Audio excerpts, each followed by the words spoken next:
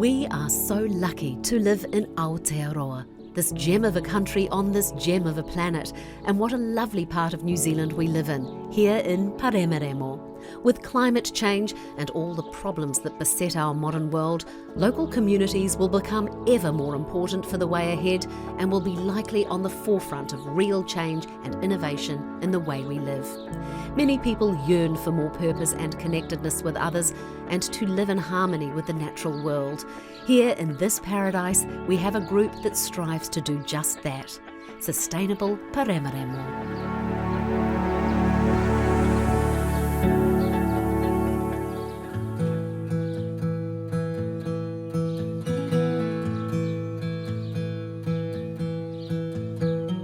I'm Sarah Bradley and welcome to Paremoremo. I'm here at Sanders House and we're going to meet with Kim Ward. She's the chair of Sustainable Paremoremo and she's going to tell us all about this wonderful community.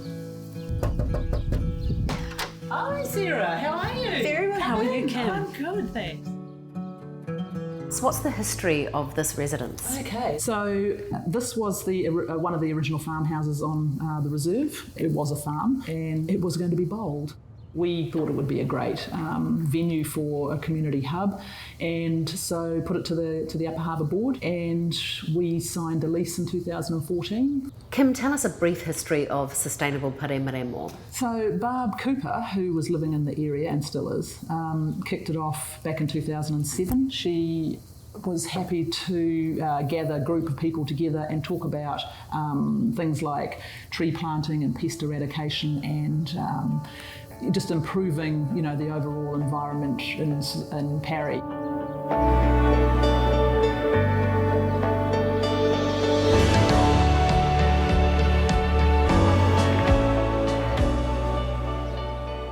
Why and when did you start Sustainable Paremoremo? I started in 2007. I've always had a passion for the environment. I grew up in the country, small country town. I've never been a city person, so living in Paremoremo, I just felt, oh gosh, there are possums chewing on native foliage here and there, and it's the rats, keeping on top of the rats. I want to do something about it. I bet there's some other people as well. How much have you put the sustainability that you learned over these years into this retreat? Like, for example, the canopy behind us. Yeah, it's everywhere. I mean, look up there, you'll see these fruit trees. We've just planted everywhere. Vegetable gardens down here, up the back, fruit trees. A couple of those trees are from the Kairakau project. All of those things we've just incorporated into here. Why do you think that the community should get more involved in Sustainable Paremoremo and the Residents Association? There's so much that they can do, and I just look at look at the bush. Like we have pest plants here. I mean, it's getting on top of those, keeping on top of those, and it's about caring. At the end of the day, it's about caring. And when we set up Sustainable Paremoremo, it was about caring for ourselves, our families, our neighbours, and the environment, and that's what it's all about. It's about caring.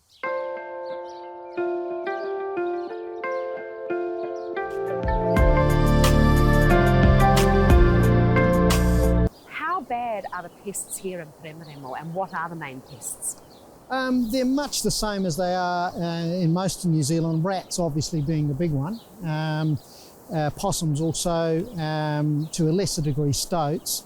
I've had rats gnaw holes in those and have got in there. And I actually caught about 6 rats in a row just with an ordinary trap.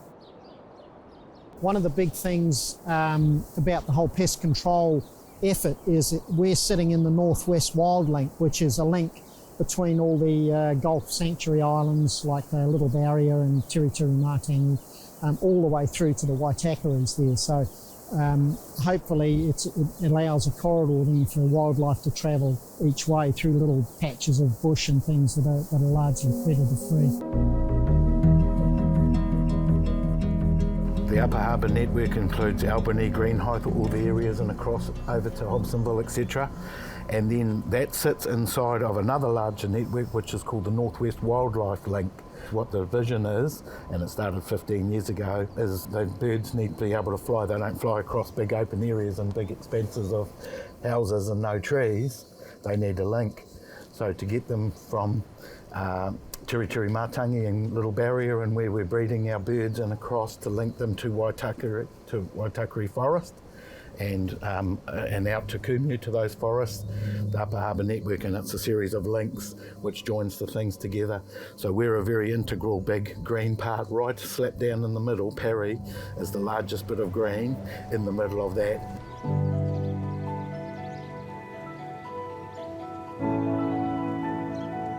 Some of the projects we've done in this nursery, we've done 1 million trees, which we did with Mayor Phil Goff. One of his campaign promises was 1 million trees across Auckland, and so we grew about 700,000 of the trees across our 2 nurseries here. This nursery, we're almost solely focused on native trees here, native plants. Sanders Reserve and Sustainable Parry being our local community. We spoke to Kim Ward, obviously, who was leading that. We were able to donate, I think there was, Manuka, Kanuka, Kaprosma, Kofi, which we sourced from the local area, and Sustainable Parry, who've been really good in helping us eco-source seeds for the growing projects. So that's been really good for us.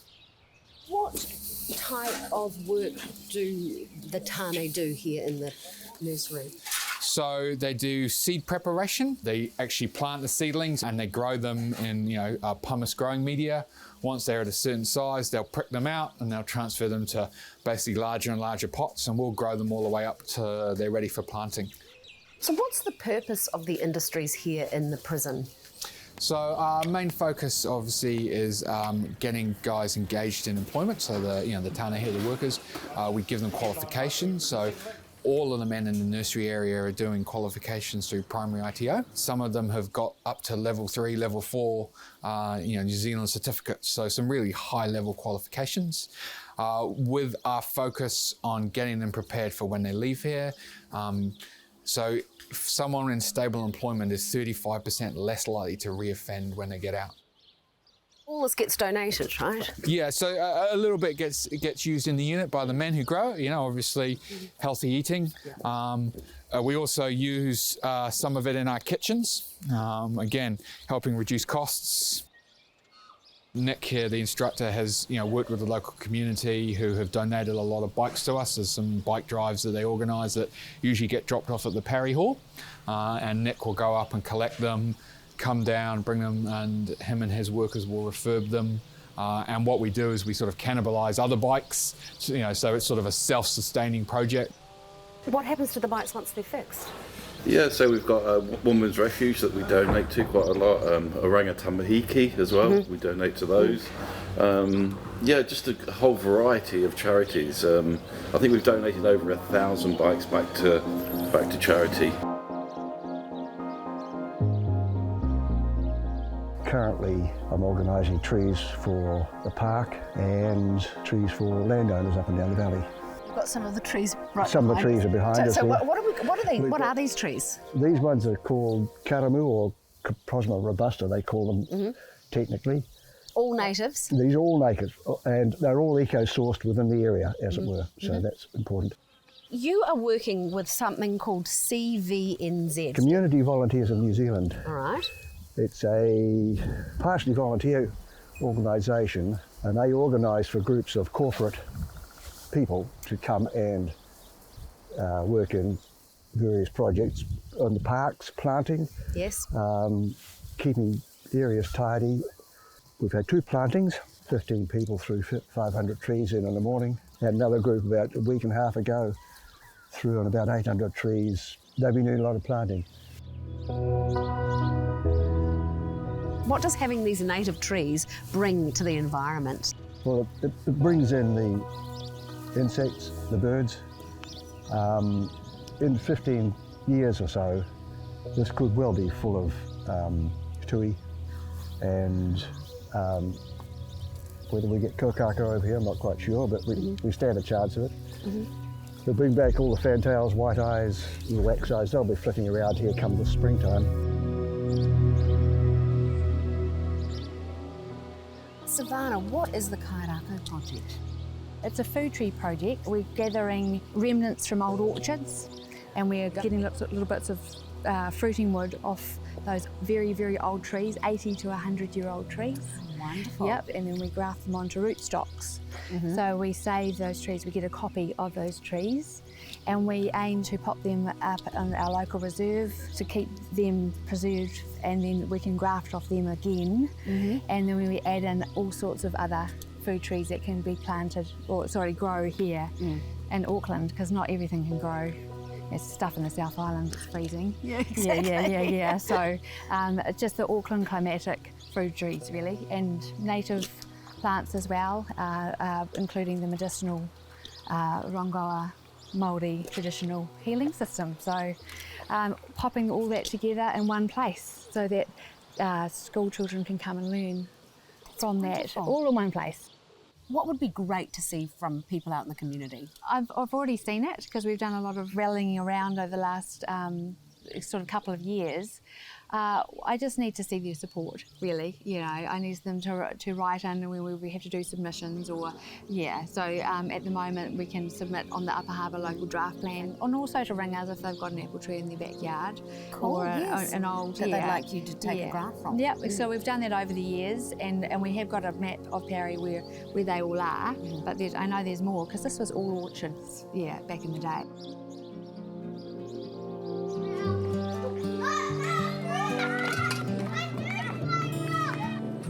The Ridgeview was built about in 1969, and it was built at the same time that they built the village. And the village was built primarily for the prison guards, and so most of the children initially were children of prison guards who came through to our school. Thanks, Rachel. So you're now going to show us your fabulous garden that the kids are involved in. Yeah, Tell me about this. This was built a number of years ago by the community. And at one stage we had a real thriving community involvement in our community garden. Unfortunately, a lot of more parents are having to work, and we don't have people to volunteer as much as we did. But we've managed to pick some stuff, and the children have cooked it with Lucy and eaten it, which is great. Lucy, you run the Garden to Table program here, and you've got some pictures of the kids harvesting and then cooking. So what have you We've had so many fun times. We've been just making a stir-fry noodle dish with all our vegetables. We've grown capsicums and cabbages and kale, and we had some parsley, so they wanted to sprinkle that on top as well.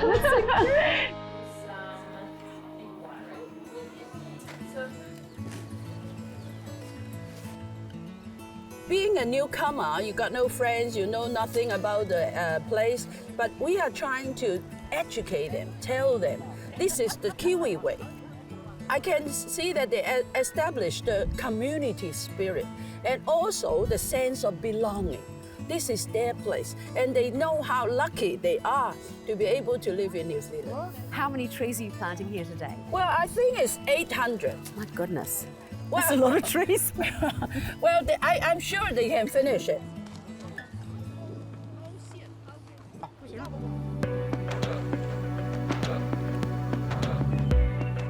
I think there's something special about Parry. Your neighbours around you are somewhere between neighbours and family. There's a real kind of community spirit here, and that's one of the great things about the things that I do with the Wharf and other community activities, is it's like feeling a part of something.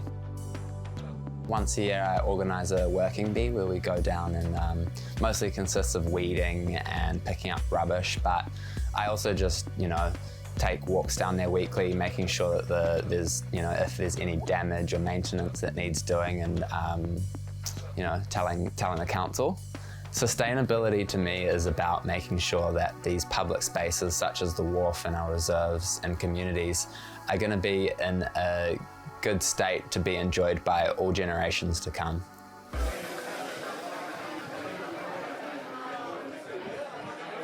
The PRA had sort of lain dormant for quite a while, and the PRA was the rightful legal owner of our section that we have as a community, and they went to the archives and regathered all the stuff and reincorporated us. And so the PRA was re-inaugurated, and it still is trying to work out who it is.